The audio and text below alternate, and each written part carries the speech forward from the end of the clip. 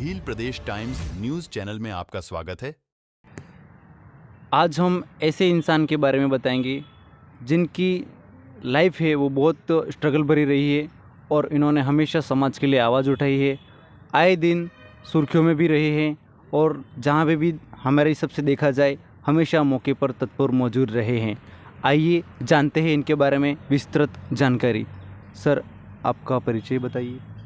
सबसे पहले आपके चैनल को जोहार। मेरा नाम अनुतोष रोत, गोकुलपुरा डूंगरपुर का रहने वाला हूँ और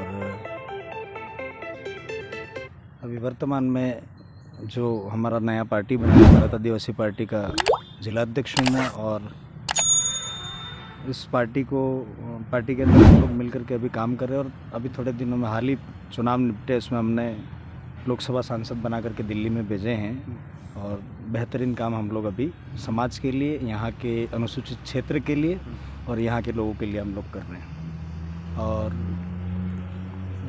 मेरा परिचय मैंने जैसा आपको बताया कि जैसा आपने कहा कठिनाइयों भरा, संघर्ष भरा कह सकते हैं। जब से समझदार हुए हैं, मैं बड़ा पहली से लेकर के 5वीं तक पढ़ाई किया मैंने नांगवाला। कौन से स्कूल में किया?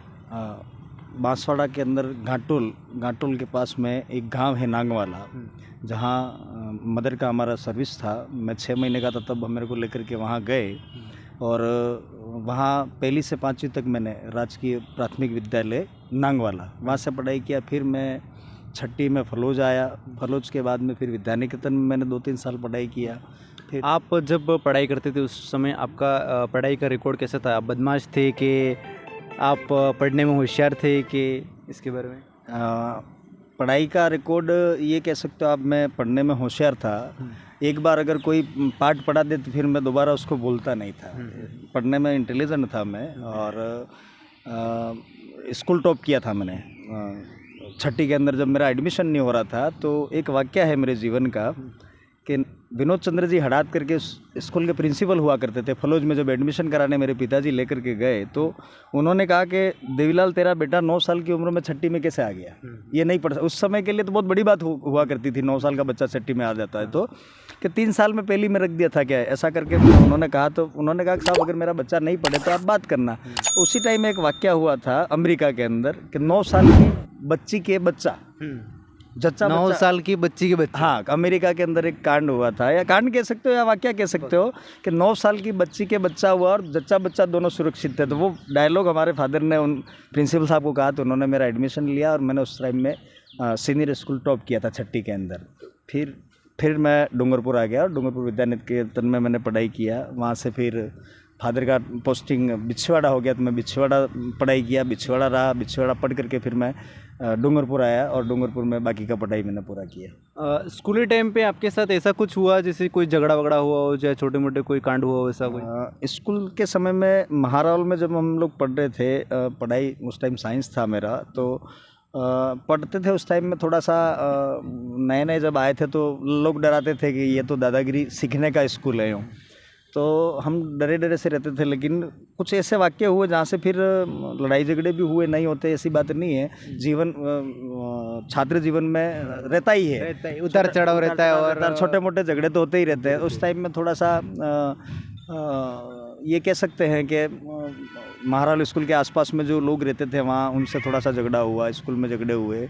बदमाशी उस टाइम में हम लोगों ने करी नहीं करी ऐसा नहीं कह सकते हैं। फिर वहाँ से कॉलेज में आया और कॉलेज में आकर के थोड़ा सा परिवर्तन जीवन में आया। इसके बाद जब वो झगड़ा हुआ उसके बाद कहीं ऐसा लगा कि भाई लोग मेरे से थोड़ा बहुत डरते हैं या कुछ? हाँ, ये आप कह सकते हैं बदमाश तो रहा मैं। पूरा डूंगरपुर जानता है कि एक समय में बहुत बदमाशी किया। फ़ोटो लगाने की बात करी, वहाँ से मेरा जीवन पूर्णतः मैंने चेंज किया कि थानों में फ़ोटो लगवा करके और ये बदमाशी करके कुछ हासिल नहीं होने वाला है। माँ बाप का एक ही बेटा हूँ मैं, मुझे पढ़ाई करना चाहिए, ये सोच करके फिर आगे का पढ़ाई मैंने बहुत अच्छे तरीके से किया। जब ये जो थाना वगैरह में ये फ़ोटो नहीं लगा, ये इस चीज़ का मामला था, तो आप आगे की पढ़ाई के लिए गए, वहाँ पे गुरुजनों ने कुछ कहा आपके लिए? जहाँ तक शिक्षकों का मामला है तो शिक्षकों का हमने शुरू से ही सम्मान किया है, चाहे वो कहीं पे भी हो। तो उन्होंने मार्गदर्शक के रूप में रहे हमारे, उन्होंने समझाया और कॉलेज में अच्छे तरीके से पढ़ाई किया और एक नया आयाम पैदा किया। उस टाइम में ये कह सकते हो कि मेरे टाइम में जब मैंने कॉलेज शुरू किया 2001 में हम कॉलेज में थे, तो गले लगाने वाला जो सिस्टम था वो मेरे द्वारा शुरू किया हुआ था। नहीं तो लोग उस टाइम में रैगिंग के नाम से डरते थे। अच्छा, रैगिंग रैगिंग होती है वो। रैगिंग होता था और रैगिंग के नाम से डर रहता था बच्चों में। तो वो हमने नए लड़के जब भी कॉलेज में आते थे, जब मैं सीनियर हो गया, जब मैं फर्स्ट गया था, तब हमारे साथ में ये रैगिंग वाला तो नहीं हो, लेकिन हमने देखा, क्योंकि हम बदमाश थे इसलिए हमारी रैगिंग तो नहीं हुई। लेकिन यानी कि आप जब कॉलेज में गए उस टाइम पे रैगिंग वाला मामला धीरे धीरे खत्म होने आया नहीं, ऐसा? हाँ। उस टाइम चल रहा था, चरम पे था। अच्छा। हम लोग गए, हमारे द्वारा रैगिंग का मामला व्यवस्थित किया गया। रैगिंग बुराई नहीं है, रैगिंग शिष्टाचार है। ये है क्या रैगिंग है, उसके बारे में थोड़ा बताइए। रैगिंग के बारे में आपको ये बता सकता हूँ कि रैगिंग में जैसे नया लड़का आता है, नए लड़के जो कॉलेज में आते हैं, तो उनका परिचय लिया जाता है और उनका रहने का तरीका, जैसे कोई बटन नहीं लगाया है, बाल व्यवस्थित नहीं बनाए, क्योंकि एक बड़े विद्यालय में आकर के, महाविद्यालय में आप पढ़ रहे हैं, तो आप व्यवस्थित तरीके से पढ़े, ये करके इस तरीके से पूछताछ होता है। ऐसा कोई रैगिंग, हाँ मेडिकल विभाग में जैसे ये होता है, उसमें उस तरीके का अपने को नहीं मालूम। लेकिन कुछ लोगों का कहना है रैगिंग का मतलब ये होता है कि जो नए लड़के आते हैं उनको काम करवाना, ऐसा कुछ नहीं है? नहीं नहीं नहीं नहीं नहीं, मात्र परिचय और उनको रहन सहन का तरीका बताना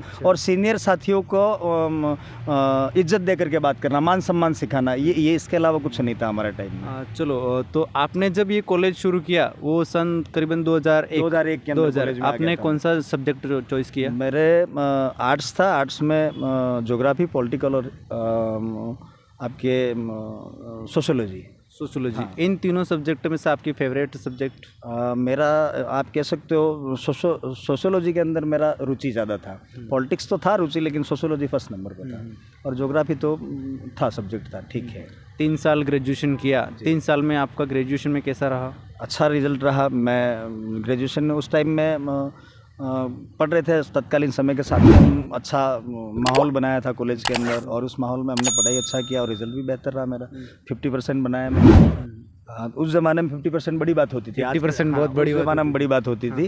50% एग्रीगेट हुआ 3 साल का। लगता, घर वाले कहते थे कि तू आगे पढ़ नहीं ये पाएगा। 50% बना तो घर वालों ने कुछ कहा नहीं आपको? नहीं, घर वालों, जब कॉलेज में मैं आ गया तो मेरे पिताजी का एक किस्सा है कि वो मेरे गुरु वही हैं। मेरे जीवन में जो भी सीखा हूँ मैं मेरे पिताजी से ही सीखा हूँ। तो उन्होंने कहा कि बेटे का जूता अगर बाप के पैर में आने लगे, बाप का जूता बेटे के पैर में आने लग जाए, उस दिन बाप बेटे के समकक्ष हो जाता है। तो 12वीं के बाद में मेरे पिताजी ने मुझे कभी नहीं डांटा। 12वीं तक तो मेरे पिताजी ने बहुत मारा मुझे पढ़ाई करने के लिए, मार भी खाया मैंने और अच्छे के लिए किया उन्होंने। फिर मैंने वहाँ से पढ़ाई अच्छे से किया। पिताजी के हाथ से अंतिम बार में ऐसी कब चोट खाई थी, उसके बारे में कोई ध्यान आपको? पिताजी के हाथ का एक 12th में जब मैं पढ़ रहा था तब देखो, युवा अवस्था होती है तो जीवन में आदमी वो हर काम करता है जो करता है, जो लोग करते आए हैं। तो मैंने उस टाइम में एक बार दिन में नशा कर लिया था। तो ड्रिंक करने के बाद मैं घर चला गया तो फादर आ गए थे, तो फादर ने फिर पकड़ लिया और उस टाइम फादर ने मारा। उसके बाद कभी जीवन में फादर ने नहीं मारा मेरे को और उसके बाद गलती भी नहीं किया कभी। उस गलती का अफसोस हुआ और आपने सोचा कि अभी हमें ये नहीं करना चाहिए। जी। चलो, अच्छी बात है। ग्रेजुएशन के आपके 3 साल हुए, उसके बाद में आगे आपने कौन सा रास्ता अपनाया? ग्रेजुएशन के बाद में मैं IAS कोचिंग के लिए जयपुर गया। जयपुर तकरीबन 2-3 महीना हमने कोचिंग लिया। कोचिंग लेने के बाद RS का फर्स्ट एग्ज़ाम अटेम्प्ट किया तो 1.5-2 महीने की तैयारी में मैं 16 नंबर से रह गया। इसके बाद में फिर मैंने इधर से लॉ का एडमिशन भी ले रखा था, लॉ शुरू करी।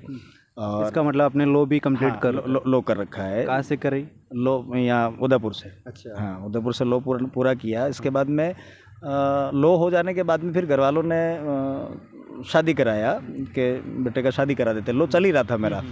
वो उस टाइम में एक जयपुर में एक वाक़या हुआ था, उस वाक़ये को लेकर के डूंगरपुर हम लोग वापस आ गए और फादर ने सोचा कि बच्चा बड़ा हो गया, अब इसकी शादी करा देनी चाहिए। तो मेरी शादी करा दी। 2006 में मैंने शादी किया और शादी के बाद में फिर मदर फादर ने कहा कि एक बार तू BEड कर ले। BEड में एक बार सेलेक्ट हो जाने के बाद में मैंने लॉ के बाद में, शादी के बाद में आपने BEड? हाँ, इसके बाद मैंने 2011 में BEड किया। काफ़ी लेट BEड किया। मेरी कॉलेज 2003 में हो गई थी पर BEड मेरा लेट हुआ।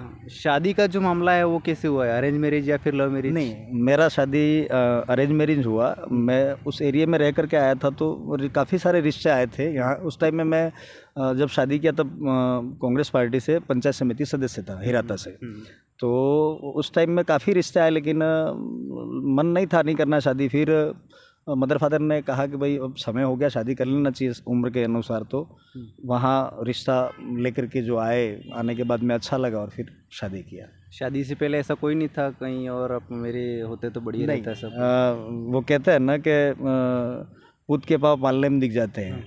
तो मेरा रुचि हमेशा नई चीज़ों को पाने में, समाज में, एक्टिविटी में, लोगों के साथ बने रहने में, उसी में रहता था। वो उस टाइप का माहौल मेरे कभी देखा ही नहीं। घर में भी ऐसा एनवायरनमेंट नहीं था, आसपास में भी नहीं था, और हम पालवी लोग हैं, तो ऐसा नहीं है कि वो माहौल नहीं था। हमारे बाप दादा तो 2-2 औरतें रखते थे। वही तो, इसीलिए तो मैं कह रहा हूँ कि आप इतना सारा था, आपके अंदर वजूद था, वर्चस्व था, तो ये भी कर सकते थे आप ये। लेकिन उस ज़माने में मान सम्मान था, बहन बेटियों का इज्जत करना। आज के ज़माने में जो परिवर्तन आया, जो हम देख रहे हैं, वैसा उस ज़माने में नहीं था। उस ज़माने में किसी लड़की से बात करना भी बहुत बड़ी बात हो जाती थी, बहुत बड़ी बात होती थी, और हम बहन के नज़रिए से देखते थे। ऐसा कोई भी मामला नहीं था, और शादी करी। शादी के बाद में आज तक का वैवाहिक जीवन हमारा बढ़िया चल रहा है। अभी मौजूदा स्थिति में आपकी कैसे फैमिली वेल सेट? परिवार बढ़िया है। मेरे घर से सरपंच हैं। हाँ। मेरी मिसेज है, वो सरपंच है। एक बेटा है, एक बेटी है। बेटा 10th में पढ़ रहा है, बेटी अभी फर्स्ट में आई है, फर्स्ट स्टैंडर्ड में। और बढ़िया परिवार है, और खुश हूँ मैं बहुत। मम्मी पापा का कार्यकाल पूरा हो चुका? हाँ, मम्मी पापा रिटायरमेंट हो गए, दोनों रिटायर्ड। फिलहाल इनका कोई पैतृक धंधा मम्मी पापा का? नहीं, 2006 में मेरा शादी किया। शादी के बाद में पढ़ाई कंप्लीट हो जाने के बाद में मदर ने शादी के बाद में यहाँ ये कहा कि भाई अब बड़े हो गए, अब कुछ कमाना सीखिए और कमाइए पैसा।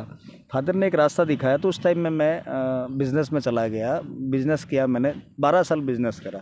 12 साल बिज़नेस करने के बाद में होटल लाइन में गया, होटलें बनाई खुद की, और आज वो होटल किराए पे चढ़ा रखा है, और वहाँ से मेरा रोज़गार चल रहा है।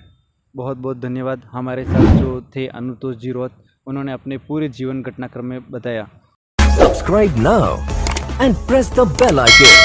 Never miss an update.